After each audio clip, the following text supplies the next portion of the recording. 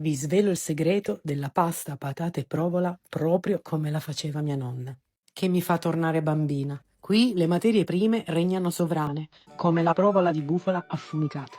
Iniziamo dal soffritto con due tipi di cipolle, quella di tropea e quella bianca. E poi il guanciale per insaporire. Tagliate le patate a dadini e mettetele a rosolare.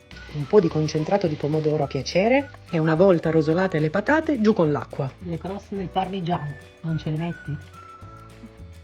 Facciamo insaporire. Appena bolle, buttiamo la pasta.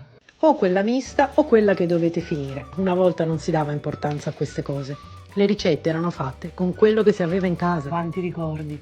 E che profumo che c'era quando entravo a casa di mia nonna. La tavola era sempre apparecchiata. E mia nonna ci viziava. Questo è un piccolo segreto per far venire la pasta e patate. Spegniamo il fuoco e andiamo a mantecare con questa meraviglia.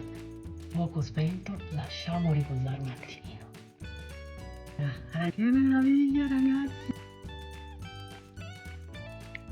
Il pecorino. E qui dentro praticamente c'è tutta Italia. E il tocco finale è sempre con un buon olio. Eccolo qua. Un sogno. E che profumo. Aggiungiamo il tocco magico che vi farà godere. Se riposa è ancora più buono. Alla fine il basilico per dare il profumo e nonna, non sarà come la tua, ma Troppo buona.